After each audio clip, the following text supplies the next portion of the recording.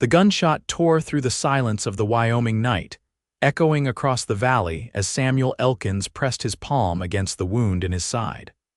Blood seeped between his fingers, warm and sticky against his calloused skin. The year was 1878, and Samuel had never expected to die alone in the wilderness, miles from the nearest settlement, with his 6-month-old son crying helplessly beside him. "Hang on, Noah," Samuel whispered, his voice hoarse as he stoked the campfire with one hand, the other still pressed against his wound. "Pa's gonna be all right." But Samuel wasn't all right. The outlaw's bullet had caught him good, and he knew it was only a matter of time before his strength failed. He'd managed to drive off the bandits who'd tried to rob him, but at what cost? Now he sat propped against a fallen log, his son wailing in a makeshift cradle of blankets beside the fire, and darkness creeping in at the edges of his vision. The sound of approaching hoofbeats made Samuel reach for his rifle, but his hand fell short. He was too weak, too dizzy from blood loss. This was it, he thought. The outlaws had returned to finish what they'd started. Instead, a woman's voice called out from the darkness. "Hello, is anyone there?" Samuel tried to answer, but all that escaped his lips was a pained groan. "Oh my God," the woman gasped as she dismounted and rushed toward him. In the firelight, Samuel could see she wore a plain dress and a shawl pulled tight around her shoulders. Her hair was the color of chestnuts, and her eyes, wide with concern, reflected the dancing flames. "Madam," Samuel managed, "my boy." "I hear him," she said, kneeling first to check Samuel's wound before moving to the crying infant. "What happened?" "Outlaws," Samuel said through gritted teeth. "Shot me, took my horse." The woman lifted Noah from his makeshift bed and cradled him against her chest, rocking him gently. "Shh, little one," she cooed, and miraculously the baby's wails began to subside. "Thank you," Samuel whispered, feeling his consciousness slip. "His name's Noah."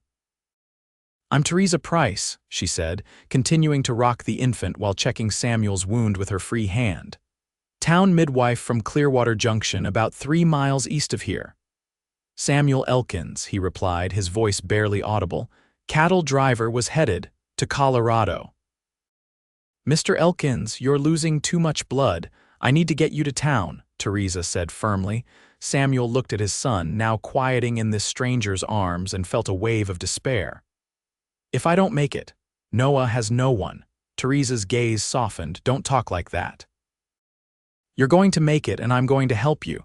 Can you stand if I support you?" Samuel tried to rise but collapsed back against the log. His vision swam and the world tilted dangerously. "Can't," he admitted. Theresa bit her lip, then made a decision. "I'll ride for help." "My horse can't carry all 3 of us." Samuel's hand shot out, grasping her skirt. "Don't leave him," he begged, looking at his son.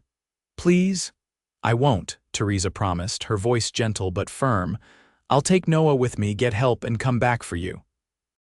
The fire should keep away the wolves, and I'll be as fast as I can." Samuel wanted to protest, to keep his son close, but reason prevailed. Noah needed safety, and Samuel was in no condition to provide it. Reluctantly, he nodded. "I'll be back with help before dawn," Theresa said, securing the baby against her chest with her shawl. "Just hold on, Mr. Elkins." As she mounted her horse with Noah safely bundled against her, Samuel felt his consciousness slipping again. "Thank you," he whispered, though he wasn't sure if she heard him before she galloped away into the night. The last thing Samuel remembered was watching the fire flicker and thinking of his son in the arms of a kind-eyed stranger. When Samuel awoke, sunlight streamed through a window onto a clean wooden floor. For a moment, he was disoriented, expecting to see the stars overhead and feel the hard ground beneath him. Instead, he lay in a narrow bed, bandages wrapped tightly around his midsection. "You're awake," a familiar voice said. Samuel turned his head to see Theresa Price sitting in a chair nearby, Noah sleeping peacefully in her arms. Relief flooded through him at the sight of his son. "Where am I?" Samuel asked, his voice raspy. "My home in Clearwater Junction," Theresa explained. "Dr. Morgan removed the bullet and stitched you up. You've been unconscious for 2 days." Samuel tried to sit up but winced at the sharp pain in his side. Easy, Theresa cautioned. The doctor says you're lucky to be alive. The bullet missed anything vital, but you lost a lot of blood. My boy, Samuel said, reaching out. Is he all right? Theresa smiled and stood, bringing Noah closer so Samuel could see him. He's fine, hungry and missing his father, but fine. How did you manage to care for him? I'm a midwife, Mr. Elkins, she reminded him with a smile. I've tended to my share of infants, and the women in town have been helping with goat's milk. Samuel looked at his son, then at the woman who had saved both their lives.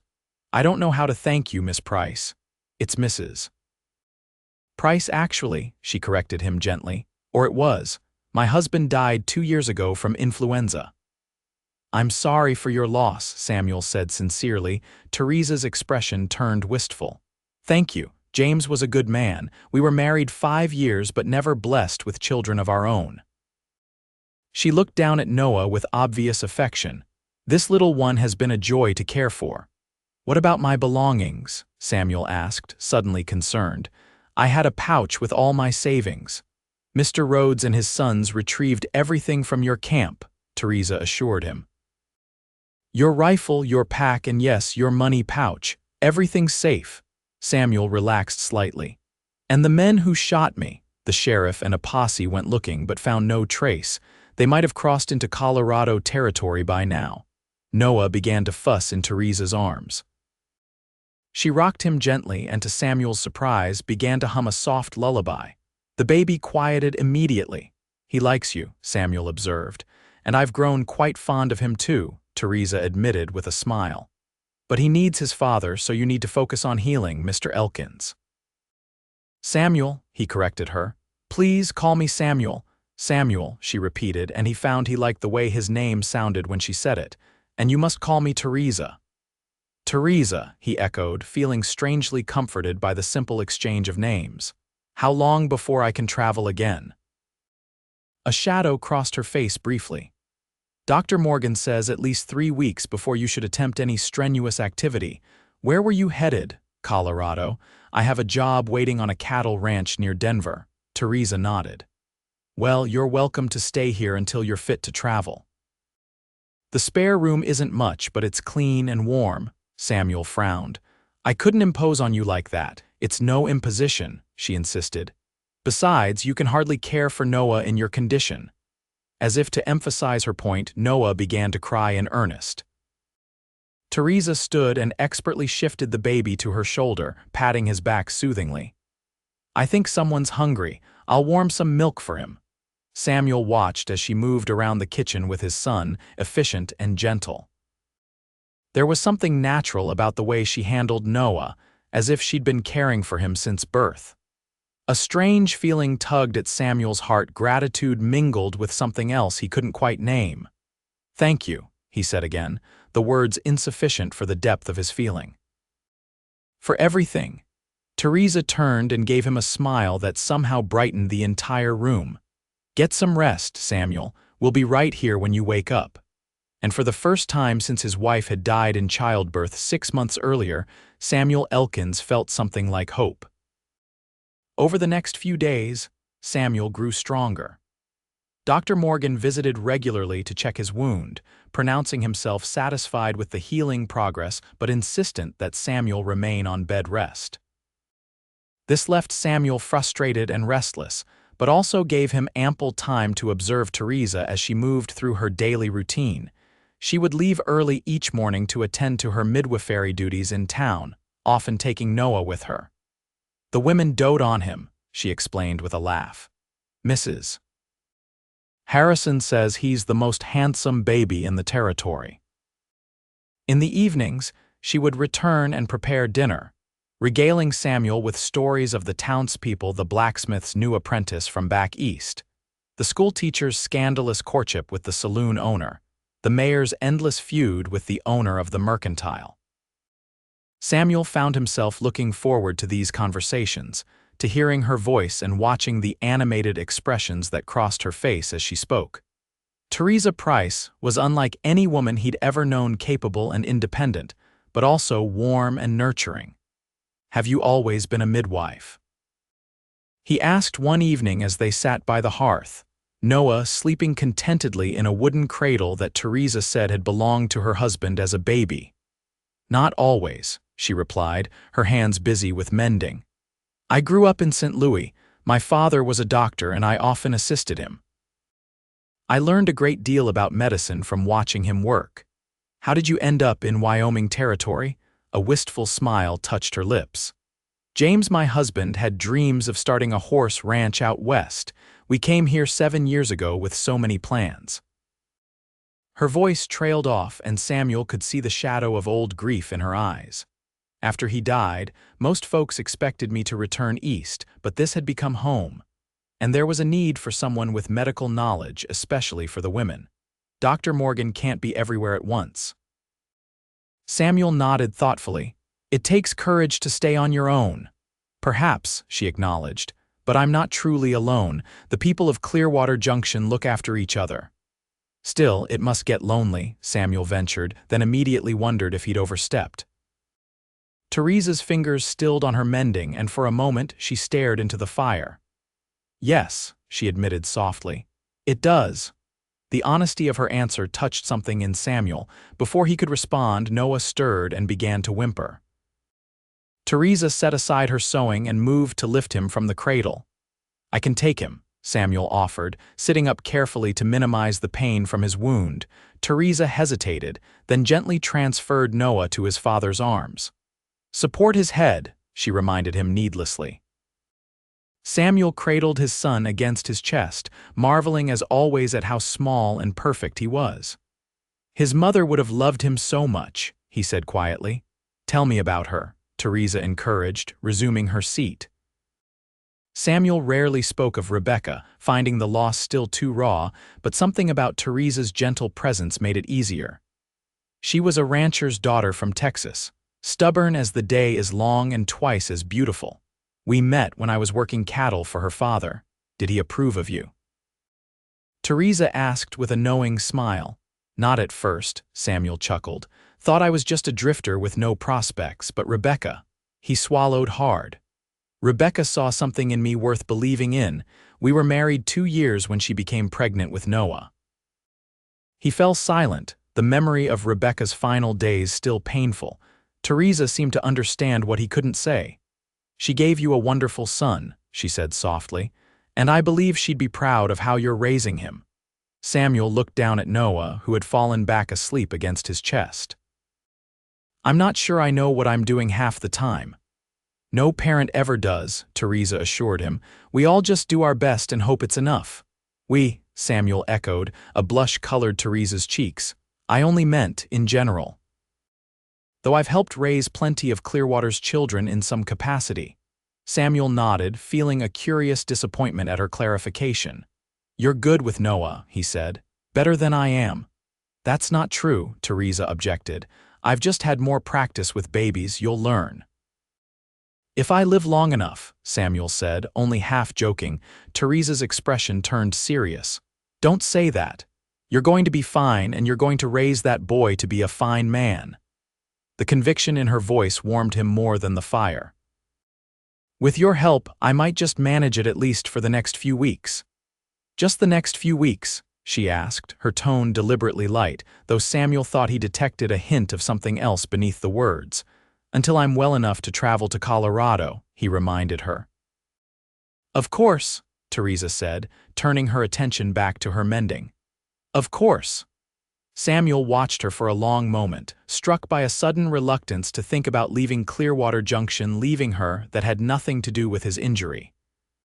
By the end of the second week, Samuel was able to move around the house with minimal pain. Dr. Morgan remained cautious but acknowledged his remarkable recovery. "You're a lucky man, Elkins," the physician said during one visit. "That bullet could have killed you." "I know," Samuel replied, his gaze drifting to where Theresa was preparing lunch, Noah secured in a sling across her chest. "I am lucky." The doctor followed his gaze and smiled knowingly. "Mrs. Price is quite a woman.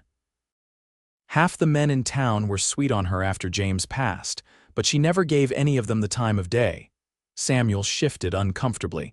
"She's been very kind to me and Noah. I'm grateful for her help." Dr. Morgan packed up his medical bag with a chuckle. Gratitude, is it? Well, just be careful. Theresa's been through enough heartache. The warning stayed with Samuel long after the doctor had gone. He had no right to think of Theresa as anything more than the Good Samaritan who had saved his life. In another week or so, he would be well enough to travel to Colorado, where the ranch job awaited. Noah needed stability, and Samuel needed work. But as the days passed, Samuel found himself increasingly reluctant to think about leaving. He told himself it was because he was still healing, because Noah had settled into a comfortable routine, because the people of Clearwater Junction had been so welcoming. But deep down, he knew the real reason was the woman who hummed lullabies to his son and looked at him with eyes that seemed to see past his rough exterior to the man beneath. One afternoon, Samuel sat on Theresa's small porch, watching as she hung laundry in the yard. Noah was napping inside, giving Samuel a rare moment to simply observe Theresa without the distraction of caring for his son. She moved with an easy grace, efficiently pinning sheets and clothing to the line. The Wyoming sun glinted off her chestnut hair, and Samuel found himself admiring the curve of her neck, the strength in her capable hands. "You're staring, Mr. Elkins," Theresa called without turning around. Caught, Samuel felt heat rise in his face. "Just thinking," he replied. Theresa pinned the last garment and turned to face him, shielding her eyes from the sun. "About what?" "About how strange life can be," he said honestly. "A few weeks ago, I was bleeding to death in the wilderness, certain Noah and I were finished. Now here I am, sitting on your porch in the sunshine." Theresa crossed the yard to join him on the porch steps. "The Lord works in mysterious ways," she said, though her tone suggested she wasn't entirely convinced of divine intervention. "You believe that?" Samuel asked. "That everything happens for a reason," she considered the question, her gaze distant. "I don't know. When James died, I couldn't see any reason good enough to justify losing him. But then," she glanced at Samuel, "if he hadn't died, I might not have become a midwife. And if I hadn't been returning from delivering the Carson baby that night, I wouldn't have heard your son crying or found you by that fire." The thought sent a chill through Samuel despite the warm day. "And Noah and I would be dead." "Yes," Theresa said simply. "So perhaps there is some pattern to it all, even if we can't always see it." Samuel looked at her profile, struck again by the quiet strength she possessed. "I'm glad it was you who found us, Theresa." She turned to meet his gaze, and something passed between them, something unspoken but powerful. For a moment, Samuel thought she might say more, but then Noah's cries sounded from inside the house. "He's awake," Theresa said, rising quickly. "I'll get him." "No," Samuel touched her hand to stop her. "Let me, you've done more than enough." She looked down at where his fingers rested against hers, then slowly nodded. "All right." As Samuel went to tend to his son, he couldn't help but feel that something fundamental had shifted between them. The question was whether he had the courage to acknowledge it and what it might mean for their future. The following Sunday, Samuel accompanied Theresa to church for the first time since his injury. Noah was dressed in a small outfit that one of the town women had sewn for him, and Samuel had borrowed a clean shirt from the general store owner, who was about his size. "You look very respectable," Theresa teased as they walked toward the white clapboard church at the center of town. "I clean up well for a man who was half dead 3 weeks ago," Samuel agreed with a grin. The townspeople greeted them warmly, many stopping to admire Noah and inquire after Samuel's recovery. He noticed several curious glances between himself and Theresa, and more than a few knowing smiles from the older women of the congregation. "They're speculating," Theresa murmured as they took their seats in a pew. "About what?" Samuel asked innocently, though he had a good idea. Theresa gave him a look that suggested he wasn't fooling her. "About us. The handsome, wounded cowboy staying with the widow Price. It's the most excitement this town has seen since the Barker twins were born with their fingers fused together."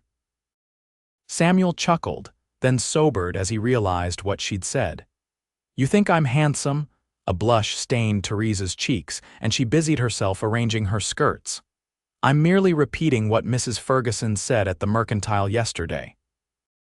Before Samuel could pursue this interesting revelation, the preacher called the congregation to order, and the service began. Throughout the hymns and sermon, Samuel was acutely aware of Theresa beside him, her shoulder occasionally brushing his as she swayed with Noah in her arms. It felt right, sitting there with her and his son as if they were a family.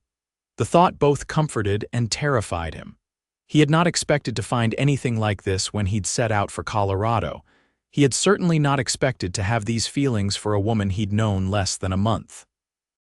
After the service, they joined other church members for a picnic on the town green. Samuel found himself drawn into conversations with the men about cattle prices and the railroad's expansion, while Theresa visited with the women. Yet his eyes kept finding her across the crowd, and more than once he caught her looking back at him. "You've got it bad, friend," said a voice beside him. Samuel turned to find Sheriff Taylor regarding him with amusement. "I don't know what you mean," he said stiffly. The sheriff laughed. "Sure you do. You're looking at Theresa Price the way a man dying of thirst looks at water. Can't say I blame you, she's a fine woman." Samuel couldn't deny it, so he changed the subject. "Any word on the men who shot me?" The sheriff shook his head. "Nothing concrete." "Could have been the Riley gang. They've been working their way north from Colorado. Or maybe just opportunists who saw a lone traveler and thought you'd be easy pickings." "I got one of them," Samuel recalled. "Shot him in the leg before they rode off." "Might help us identify them if we ever catch up to them," the sheriff acknowledged. "But with no witnesses except you, and you being in no condition to join a posse at the time." "I understand," Samuel assured him. "I'm just grateful to be alive." The sheriff's gaze drifted to where Theresa sat with the women, Noah now being passed around admiringly. "You know, Theresa hasn't smiled this much since James died. Having you and the baby around has been good for her." Samuel felt a pang of guilt. "We'll be moving on soon." "I have a job waiting in Colorado." Sheriff Taylor raised an eyebrow. "Do you now? And is that job worth more than what you might be leaving behind here?" Before Samuel could formulate an answer, the sheriff clapped him on the shoulder and walked away, leaving him with far more to think about than he'd had before. The remainder of the picnic passed pleasantly, but Samuel's mind was elsewhere, turning over the sheriff's words and his own conflicted feelings. By the time they started the walk home, clouds had gathered on the horizon, promising an evening storm. "We should hurry," Theresa said, glancing at the darkening sky. "Those clouds look ominous." Samuel took Noah from her arms. "Let me carry him, you'll move faster." They had just reached Theresa's house when the first fat raindrops began to fall. By the time they were inside, the rain was coming down in sheets, drumming against the roof and windows. "That was close," Theresa laughed, removing her bonnet and shaking out her slightly damp hair. Samuel stood just inside the door, watching as she moved around the room, lighting lamps against the premature darkness brought by the storm. Noah had fallen asleep on his shoulder, and Samuel carefully laid him in his cradle. "Theresa," he said suddenly, his voice more serious than he'd intended. She turned from lighting the last lamp, her expression curious. "Yes, I've been thinking," Samuel began, then faltered. How could he express what he was feeling when he wasn't entirely sure himself? "About Colorado," Theresa prompted when he didn't continue. "Yes, about Colorado." "And about here, about you." Theresa went very still. "What about me?" Samuel took a deep breath. "You've been wonderful to Noah and me, more than wonderful. I don't know how to thank you properly." "You don't need to thank me," Theresa said softly. "I did what anyone would do." "No," Samuel shook his head. "Not anyone. You, and these past weeks, watching you with Noah, talking with you by the fire each night, I've begun to feel." He trailed off, unsure how to continue. Theresa took a step toward him, her eyes searching his face. "What have you begun to feel, Samuel?" "Things I didn't expect to feel again after Rebecca died," he admitted. "Things that scare me." Thunder rumbled outside and rain lashed against the windows, but inside the small house, a different kind of storm was brewing. "They scare me too," Theresa whispered. Samuel closed the distance between them, his heart pounding. I'm supposed to leave for Colorado next week. I know. Her voice was barely audible, but I'm starting to think that maybe what I'm looking for isn't in Colorado after all. Theresa's eyes widened, hope and fear battling in their depths. What are you saying, Samuel? I'm saying, he reached for her hand, taking it gently in his, that maybe Noah and I were meant to find you that night. Maybe we were meant to stay. A tear slipped down Theresa's cheek. You barely know me. I know enough, Samuel said firmly. I know you're kind and brave and smart. I know my son loves you, and I know that the thought of leaving you feels like having that bullet tear through me all over again. Theresa gave a watery laugh. That's quite a declaration from a man who could barely speak when I found him. I mean every word, Samuel assured her, reaching up to brush away her tear with his thumb. I don't expect you to feel the same way. It's too soon, and I know you've had your share of loss. But I wanted you to know before I made any decisions about leaving. Theresa looked up at him, vulnerability and longing clear in her expression. And if I told you I didn't want you to leave, Samuel's heart leapt. Then I'd stay. I'd find work here, build a life for Noah here, with me.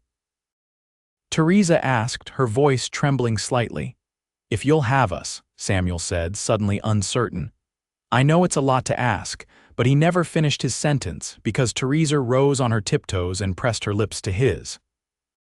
The kiss was gentle, tentative at first, then deepening as Samuel responded, pulling her closer with his free hand while still holding hers with the other. When they finally broke apart, both breathless, Theresa smiled up at him.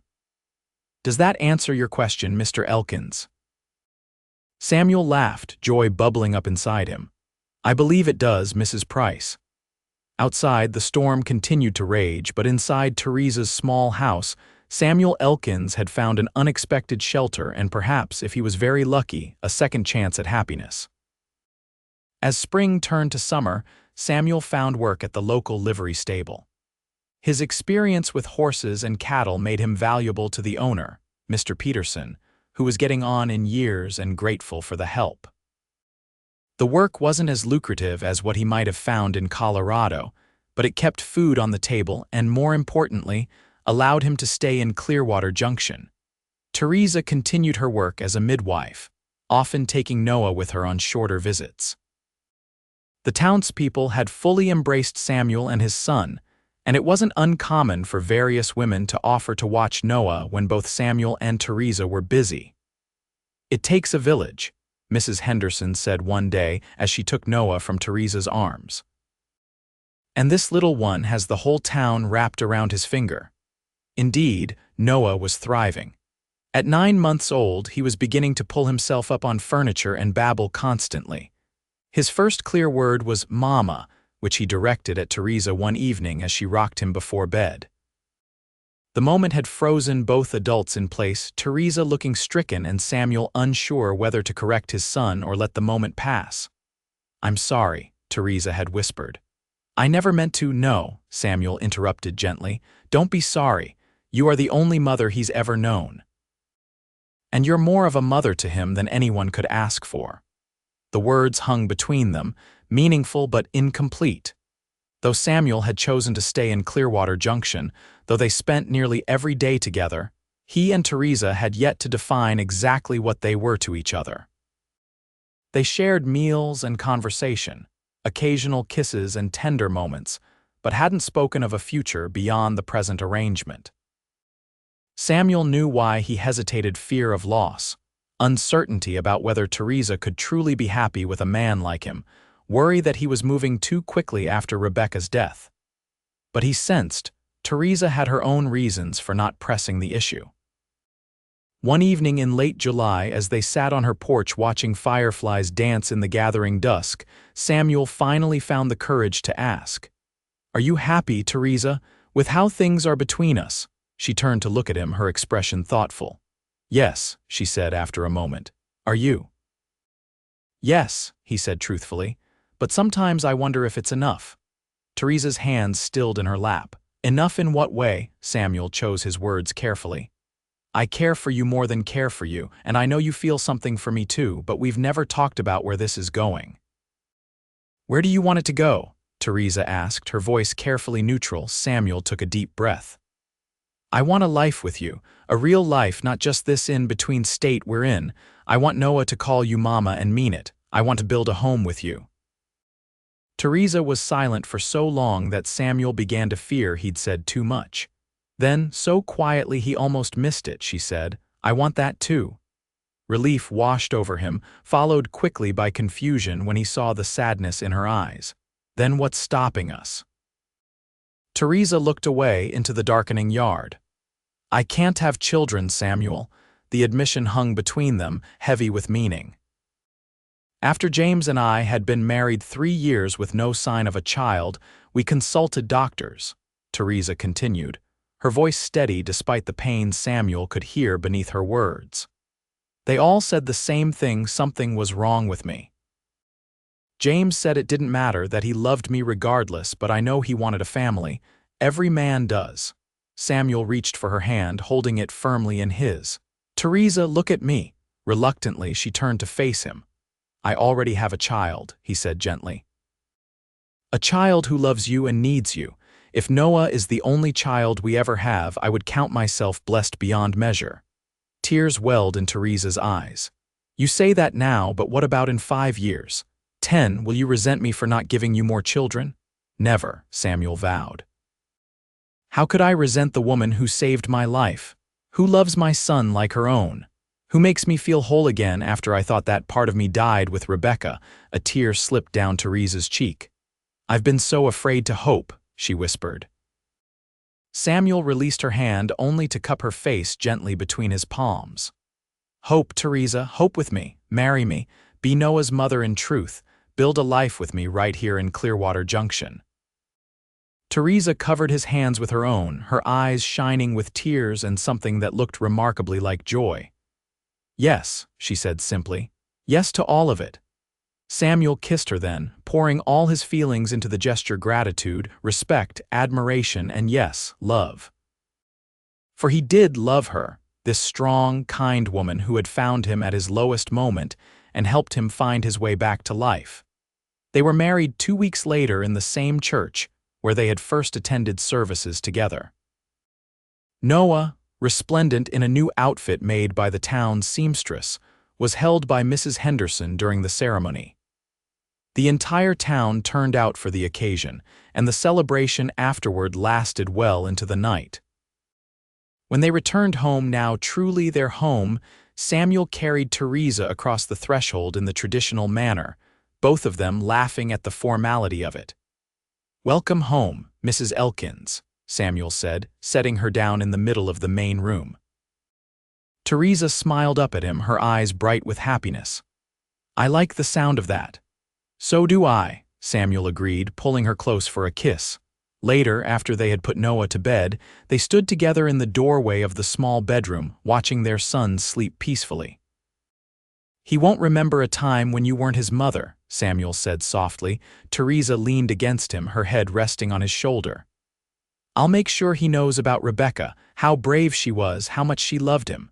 Samuel tightened his arm around her waist. "We both will. And we'll make sure he knows how lucky he is to have 2 mothers who loved him so completely." As they turned away, leaving Noah to his dreams, Samuel was struck by how far they had come from that desperate night beside a dying fire. From a gunshot that nearly ended everything to a new beginning none of them could have anticipated. Life, Samuel reflected as he followed his wife to their bedroom, had a way of surprising you when you least expected it. And sometimes, those surprises turned out to be exactly what you needed.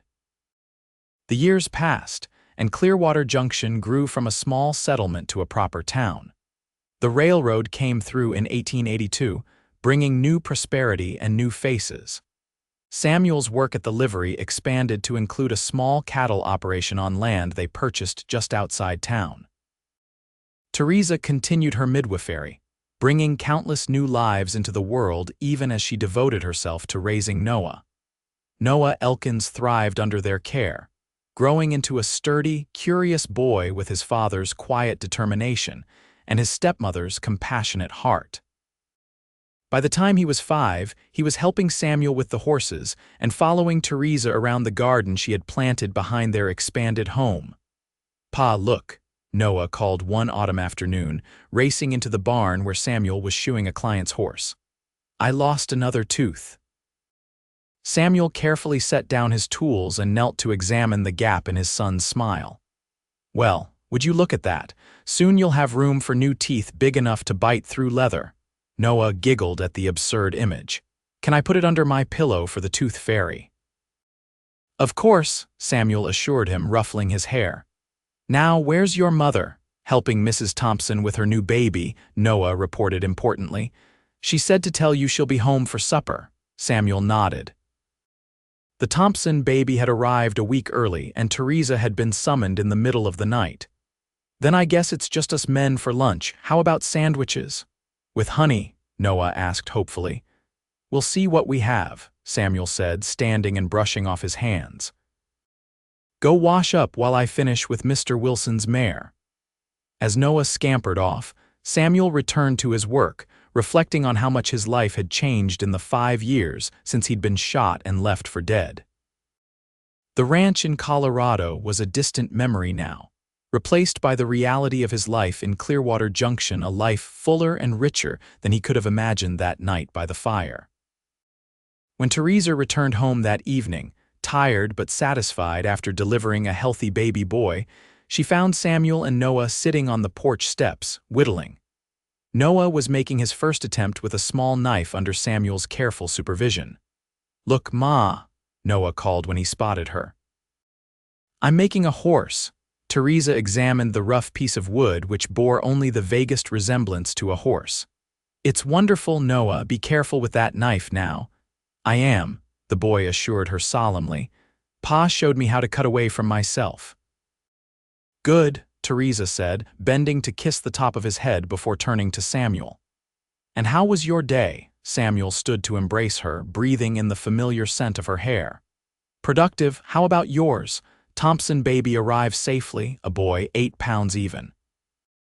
"Mother and child both doing well." There was something in her voice, a hint of extra warmth that made Samuel look at her more closely. "Theresa, what is it?" She glanced at Noah, who was absorbed in his whittling, then back at Samuel with a mysterious smile. "I'll tell you later." Later came after Noah was tucked into bed, his precious tooth safely under his pillow.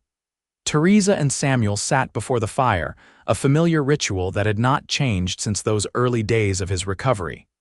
"So," Samuel prompted gently, "what had you looking so pleased when you came home?"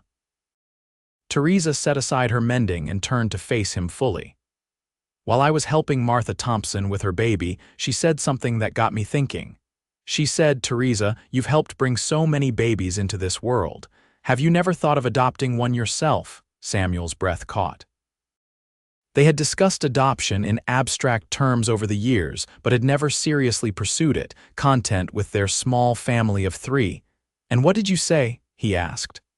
"I told her we were happy with Noah," Theresa replied. "But on my way home, I started thinking about it more. Samuel, there's a family passing through town on their way to Oregon. They're staying at the boarding house. They have a little girl just 2 years old." Samuel nodded slowly, beginning to understand. And the mother died 3 days ago, pneumonia. The father is beside himself with grief and overwhelmed at the prospect of caring for a toddler alone on the journey west. He asked Mrs. Wilson if she knew of any good families in town who might. Theresa trailed off, emotion choking her voice. "Who might take the child?" Samuel finished for her. Theresa nodded, her eyes searching his face anxiously. "Mrs. Wilson thought of us immediately. She told him about Noah, about how we took him in and how he's thrived. The father asked to meet us." Samuel absorbed this information, his mind racing. Another child, a little girl. A sudden expansion of their family. "What's her name?" he asked finally. "Sophie," Theresa said, a smile breaking through her concern. "Sophie Rose." "A beautiful name," Samuel acknowledged. He reached for Theresa's hands, holding them between his own. "And what do you want to do, Theresa, truly?" Tears filled her eyes. "I want to meet her. I want to see if we could be the family she needs. I know it's sudden, and I know we're comfortable as we are, but Samuel, when Mrs.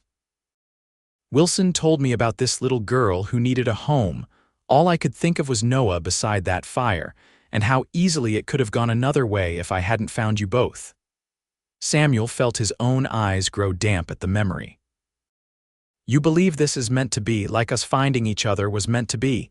"I do," Theresa admitted. "But only if you feel the same way. Noah is 5 now, a little sister would be a big adjustment for him, and for you." Samuel was quiet for a long moment, considering, then he smiled. "I think Noah would make an excellent big brother, and I think any child would be blessed beyond measure to have you as a mother." Theresa's face lit up with hope. "Then you want to meet her, to consider it?" "Yes," Samuel said, finding that he meant it completely. "Let's meet Sophie Rose." The following day they visited the boarding house, Noah in tow after they had carefully explained that they were going to meet a little girl who needed a family. "Like how I needed a mother and found you," Noah had asked Theresa with the simple clarity of childhood. "Yes, sweetheart." Exactly like that. Sophie's father, a gaunt man named Michael Harrington, greeted them with tired eyes and profound gratitude. "Mrs. Wilson has spoken highly of you both," he said, leading them into the small parlor where his daughter played on a blanket spread over the floor. Sophie Rose was tiny for her age, with dark curls and solemn blue eyes that regarded the strangers warily. Theresa knelt down to the child's level, not touching her but simply offering a warm smile. "Hello, Sophie. My name is Theresa. This is Samuel and this is Noah." Noah, taking his cue from Theresa, knelt beside his mother. "I'm 5, he told Sophie proudly. "How old are you?" Sophie held up 2 small fingers, then looked to her father for confirmation. "That's right, darling," Michael said softly. "You're 2. Samuel watched as Theresa gently engaged the little girl, bringing out a small rag doll she had brought as a gift. Noah, fascinated by this tiny person, offered to show her the wooden horse he had been whittling. As the children became acquainted, Samuel drew Sophie's father aside. "Mr. Harrington, may I speak frankly?" The man nodded wearily. "Please. Are you certain this is what you want? Giving up your daughter is no small thing." Michael Harrington's eyes filled with tears. "No, it's not. It's breaking what's left of my heart, but I have no choice. My wife was the one who cared for Sophie while I worked. I have family in Oregon who can help me find work, but no one who can care for a small child. I can't provide for her properly, not alone." Samuel understood the man's impossible position, and there's no one back east who could take her. "My wife's family disowned her when she married me," Harrington explained bitterly. "And my own family is gone. I've prayed for an answer, and when Mrs. Wilson told me about you and your wife, about how you took in your son when his mother died, it felt like divine intervention." Samuel glanced over at Theresa, who was now helping Sophie stack wooden blocks while Noah watched attentively. There was a rightness to the scene that he couldn't deny. "We would cherish her," Samuel promised. "Raise her as our own." "I believe you would," Harrington said, following his gaze. "Your wife has a natural way with children, and your boy seems like a good lad." "He is," Samuel agreed proudly. Would you want to remain in contact, to know how Sophie fares as she grows?" Harrington considered this, then shook his head sadly.